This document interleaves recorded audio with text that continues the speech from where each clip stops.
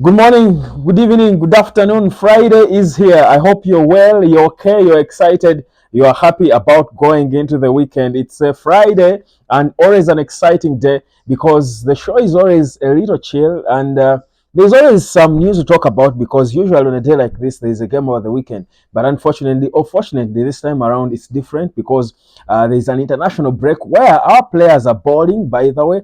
Scott McTominay again continues to shine in international stripes for Scotland as they did draw 2-2 against Georgia. For Portugal, Cristiano Ronaldo scored one of the two as they did win by 2-0. But our captain Bruno Fernandes was part of the whole story and he played a part in that victory besides not scoring. But anyhow, how have you been, guys? How are you excited about the weekend? Now, this time around, I'm here to talk about a situation that seems to be not clear. The situation to do with Jadon Sancho. There are lots of reports about Jadon Sancho and his situation at Manchester United.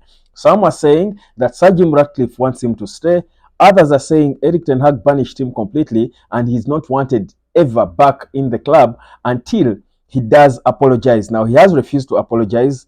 Now, if it is true that Sir Jim Ratcliffe wants Sancho back, then that's an interesting situation because knowing the kind of manager Eric Ten Hag is, how will he, if unless he's leaving, but if Eric Ten Hag is going to stay behind, stay around, how on earth are they going to deal with it? Are they going to force Sancho to apologize for him to stay because Sir Jim Ratcliffe would want him to stay, as reports do suggest? Or is Eric Ten Hag leaving and giving way, for Sancho? Another manager will come in and entertain him. It's interesting because Sancho made it clear he's not apologizing. That's why he was banished from the club, not at Carrington.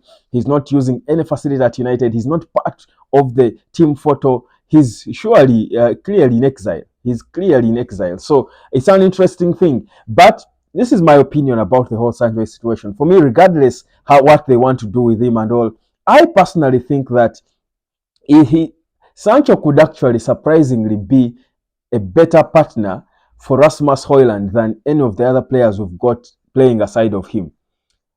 I feel like his style of play and knowing what Sancho did at Borussia Dortmund with Erling Haaland, I think actually these two, give them the right coach and the right setting, the right surrounding and environment.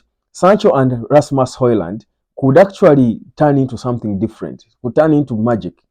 I think his style of play, Sancho's style of play, coming from either the left or even from the right as a winger from the right or as an inverted winger from the left, I think can feed well Rasmus HOJLUND. I feel the movements of HOJLUND, the ball work, the involvement, his positioning.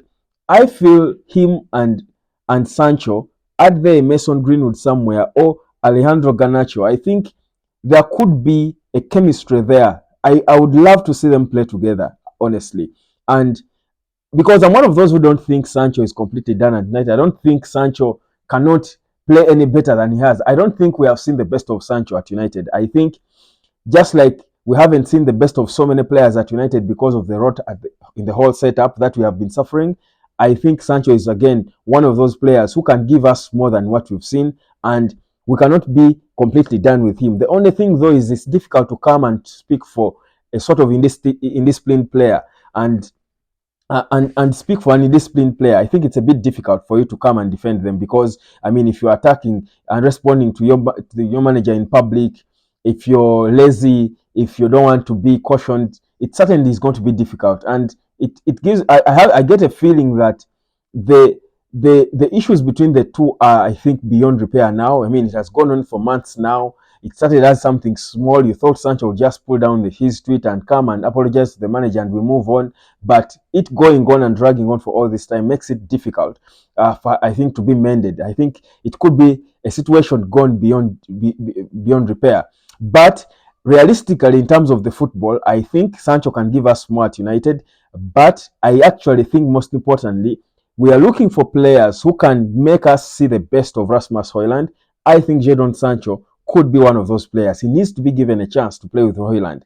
And that is why I understand. I mean, he's a £350,000 per week player. He's a big time investment for the club. You don't just give up on him when you've not given him enough opportunities. He hasn't been given enough opportunities. But also, he cannot be judged by the setup. A player failing at United, even Anthony. The only reason we would blame a bit of Anthony is because he has been given a lot of chances, but also he's a Eric Ten Hag player. The way Ten Hag brought him, he was nearly already done. 86 million quid, that's a lot of money. You thought he was a marquee signing, and he's a guy who has played with Ten Hag before. So perhaps people will judge him, more than Sancho and the chances he has got.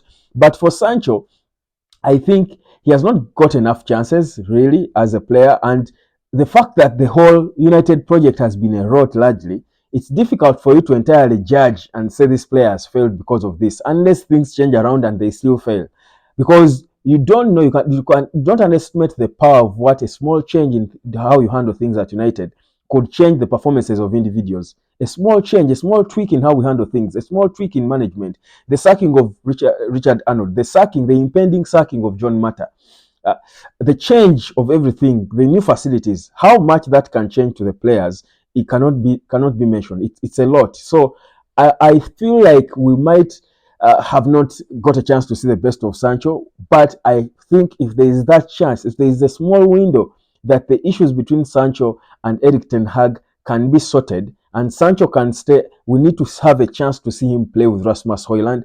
I feel the likes of Marcus Rashford playing aside of HOJLUND are never going to really assist him and give him balls and play with him the way we would expect. Yet I think Sancho would, because Sancho is, yes, whereas he can score goals, he scored so many goals at Borussia Dortmund, he's actually not a selfish player. He's not hungry to score goals, he's more hungry to assist.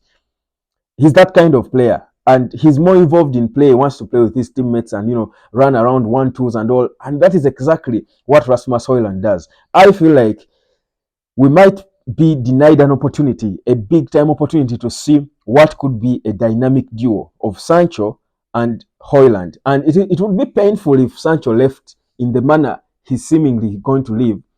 Because if we've already lost a young talented player like Mason Greenwood, the way we did lose him, we don't want to lose another one. And Sancho is one of those. We don't want to lose Sancho. He's still young. He still has a lot to prove. We are rebuilding, and there's a new breath of fresh air in this club. But of course, if a player is indisciplined, there is no way you can defend that. But if he was completely indisciplined, I think it would be worse. I think the level of indiscipline is, for me, a thing of kids of today. Generation Z. I mean, that's for me is the ego and pride, and also is earning a lot of money. He has always been the most talented player wherever he's been. Sancho was more talented than the Jude Bellinghams, the likes of Marcus Rashford himself, the likes of Phil Foden, the likes of Bukayo Saka. He was more talented naturally when they were kids than all of these budding English kids. He was more talented than all of them. So he knows he's a boss. They all respect him. They know what he can do. So suddenly all that is going to get to his head, and he will obviously not want to listen to Eric Ten Hag telling him you didn't train well, and pull down the tweet refuting what I said. So that for me is a childish way of acting. He can be sat down and someone speaks sense into his head. But when we change things around at United, I actually want to see what Jadon Sancho can do playing alongside Rasmus HOJLUND and maybe Alejandro Garnacho or Mason Greenwood, because I still have hope that Greenwood will return. So for me, I'm not entirely given up on Jadon Sancho. Is he a player I think we should put on the market? You see, we had a chance to sell him in the summer, I feel, but we are not as clear about our intention of selling him because we know what he's capable of. So there's still doubts. I don't think he's one of those players we'll be selling in January. Of course, there's reports that are saying Sancho is leaving in Jan, but Sancho is a big player. He's a big-time player who is rotting and earning 350,000 quid per week. So we don't just let go of him like that. So I still think there's a small window that he can stay. The scouts, the likes of Paul Mitchell, when they do come in, the new CEO, Jean-Claude Blanc, probably, when he comes in, or the head of the sporting director, even if I call him a scout, anyway, the sporting director is probably the scout in chief.